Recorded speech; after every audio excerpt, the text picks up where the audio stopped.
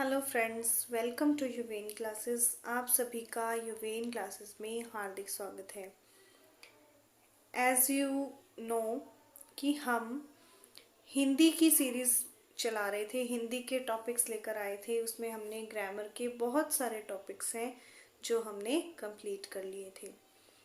अब हम साथ में कुछ इंग्लिश के टॉपिक्स भी स्टार्ट करने जा रहे हैं। ठीक है, तो इंग्लिश के टॉपिक में आज मैंने पहला जो टॉपिक चूज़ किया है वो है वन वर्ड सब्सटीट्यूशन।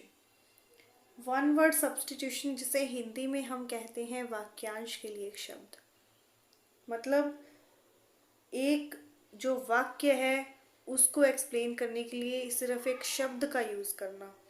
तो उसके लिए क्या कहा जाता है कि पूरा एक वाक्य है, वाक्य को अगर हम छोटा करना चाहते हैं, वाक्य को और अच्छे से सामने लाना चाहते हैं, तो हमें उसको एक वर्ड में भी कन्वर्ट कर सकते हैं। ठीक है, जैसे स्टार्ट करते हैं। हमारा पहला जो वाक्य है वो क्या है? A person who grown crops. एक व्यक्ति जो फसल उगाता है उसे क्या कहा जाता है? किसान। किसान को इंग्लिश में हम कहेंगे फार्मर। क्लियर? एक व्यक्ति जो फसल उगाता है। A person who grown crops, it's farmer.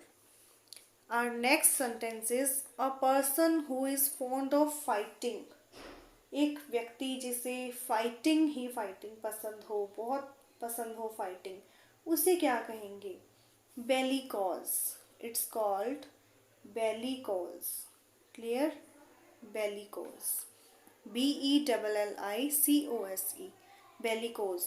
A person who is fond of fighting is called bellicose, जिसे लड़ना पसंद है।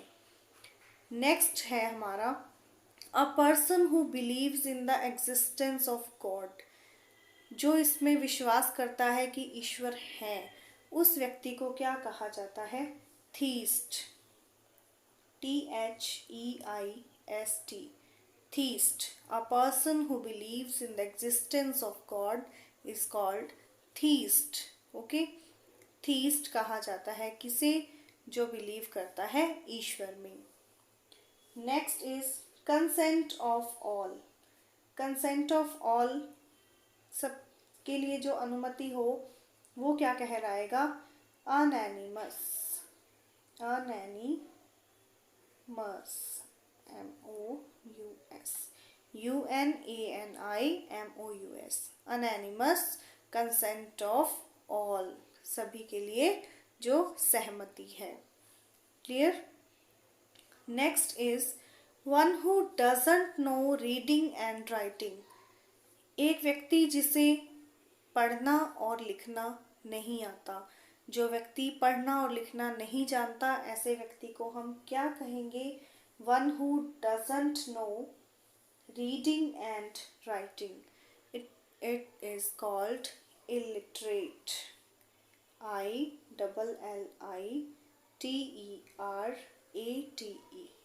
illiterate. ठीक है? A person who doesn't know reading and writing is called illiterate. Clear?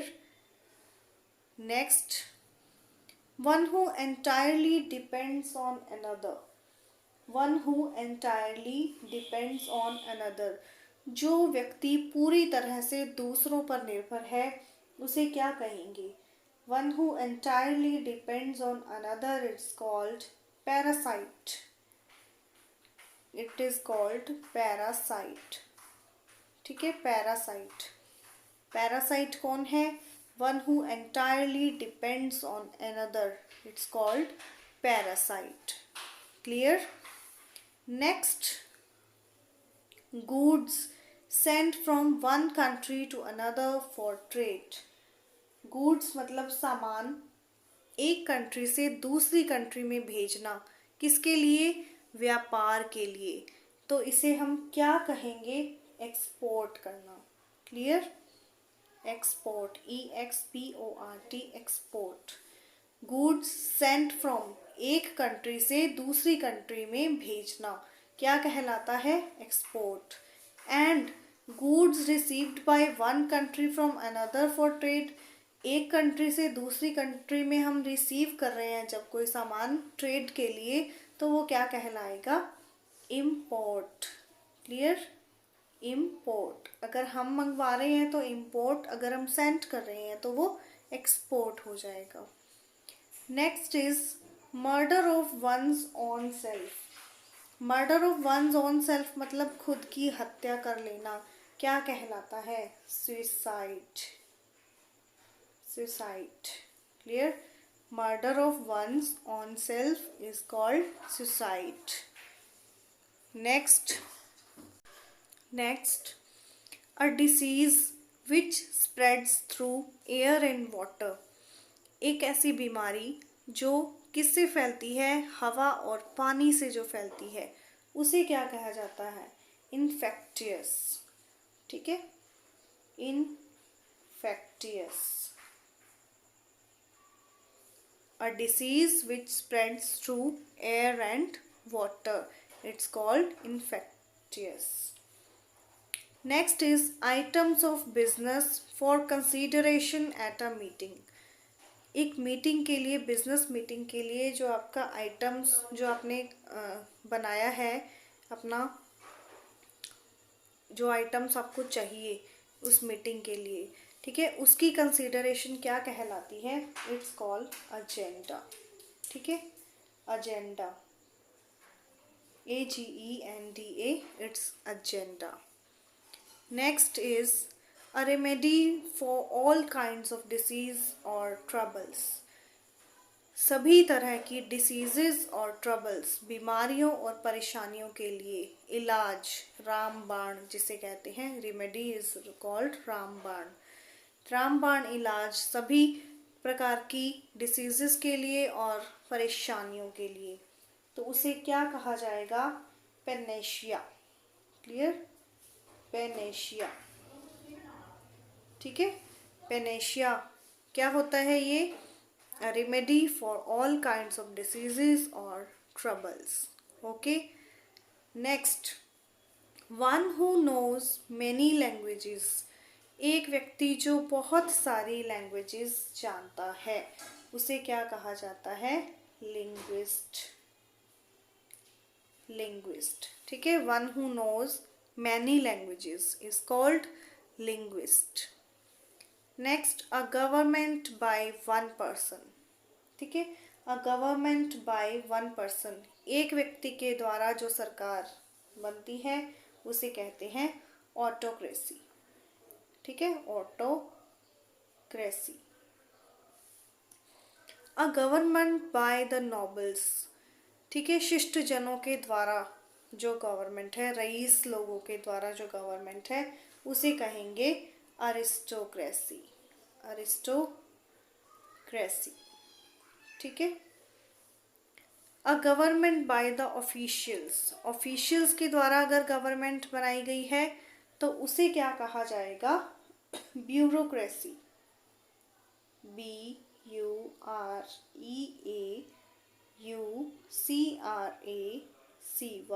it's called bureaucracy।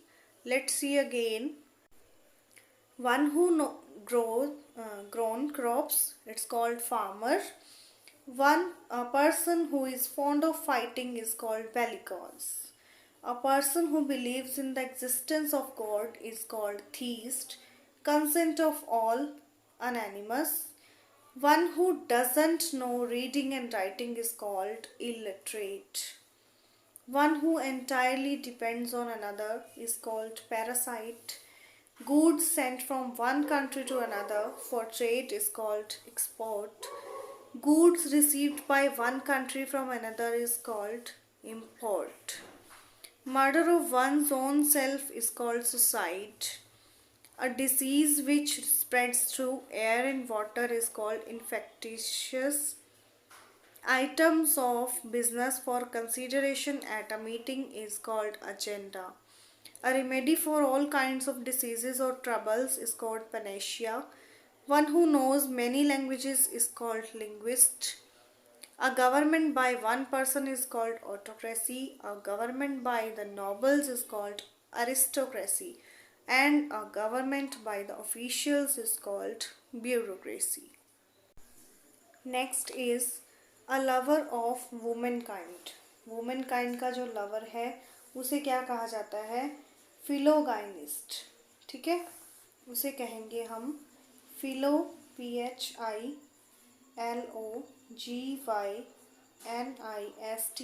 philogynist. That which can be seen through, जिसके through देखा जा सके, ठीक है, वो होता है ट्रांसपेरेंट. ट्रांस PARENT, ट्रांसपेरेंट, जिसके आर पार देखा जा सके. Clear. Next is present everywhere, जो हर जगह विद्यमान है, प्रेजेंट है. वो कौन है? गॉड है. तो इन्हें क्या कहा जाएगा? Omni present.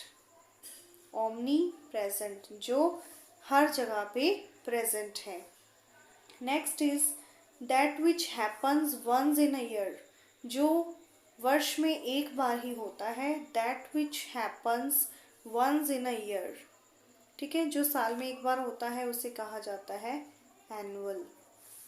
That which happens once in a year is called annual. Yearly return of the date of an event, किसी इवेंट की डेट जो हर साल रिपीट होती है उसे क्या कहा जाता है? उसे कहा जाता है anniversary. Anniversary. Clear. Yearly return of the date of an event, किसी इवेंट की डेट जब हर साल आती है उसे हम एनिवर्सरी कहते हैं. Clear. Next,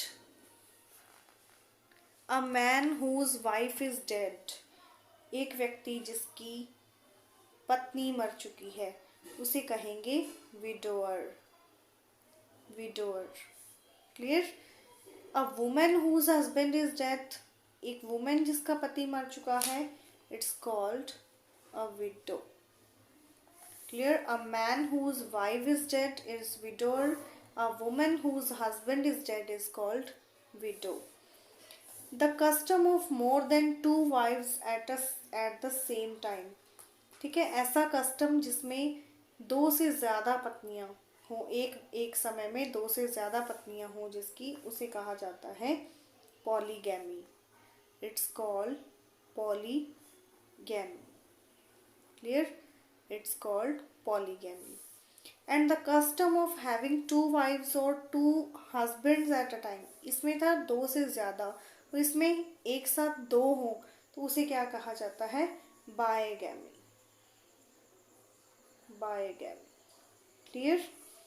next, the state of being unmarried, ठीक है, अनमैरिड रहना, किसका? एक गर्ल का अनमैरिड रहना इस क्या कहलाता है? Maidenhood. Maidenhood. Clear. It's called maidenhood. और the state of being unmarried of a man, एक अगर मैन का अनमैरिड रहना, it's called bachelorhood. Okay, it's called bachelorhood. Clear. The state of being unmarried of a girl is called maidenhood. The state of being unmarried of a man is called bachelorhood. Clear. Next is the science of earth's history and rocks. History और rocks, अर्थ के बारे में, अर्थ की history और rocks के बारे में जानना, उसका विज्ञान क्या कहलाता है? Geology. Geology. The science of vegetable life. Vegetable life, इसके लिए हम यूज करेंगे शब्द botany. Clear. Botany. The science of animals life is called zoology. Clear. The science of earth's history and rocks is called geology. The science of animals life, it's called zoology. The science of vegetable life is called botany. Next, the life history of a man written by someone else. एक व्यक्ति की जो life की history है वो किसी और के द्वारा लिखी गई हो तो वो क्या कहलाती है? It's called biography. ठीक है, बायोग्राफी. जब इंसान अपनी लाइफ हिस्ट्री खुद लिखता है इट्स कॉल्ड ऑटोबायोग्राफी, बट किसी और के द्वारा अगर किसी की लिखी गई है लाइफ हिस्ट्री तो वो कहलाएगी biography. Next is matter written by hand. जो मैटर हैंडमेड है, हैंड रिटन है, उसे कहा जाएगा मैन्यूस्क्रिप्ट। ठीक है, manuscript. Next, a word or custom which is no longer in use. एक ऐसा वर्ड और कस्टम जो ज़्यादा यूज नहीं होता उसको कहते हैं obsolete. Obsolete, OBSOLETE, OBSOLETE is called obsolete. Animals which live in flocks, ठीक है, फ्लॉक्स मतलब झुंड, झुंड में जो रहते हैं उन्हें क्या कहा जाता है, उन एनिमल्स को ग्रीगेरियस। ठीक है, gregarious. Animals which live in water is called, जो पानी में रहते हैं उन्हें क्या कहा जाता है, aquatic. Aquatic, clear. Animals which live in water are called aquatic animals. Let's see again. A lover of womankind is called philogynist. Next, that which can be seen through, it's called transparent. Present everywhere is called omnipresent. That which happens once in a year is called annual. Yearly return of date of an event is called anniversary. A man whose wife is dead is called widowed. A woman whose husband is dead is called widow.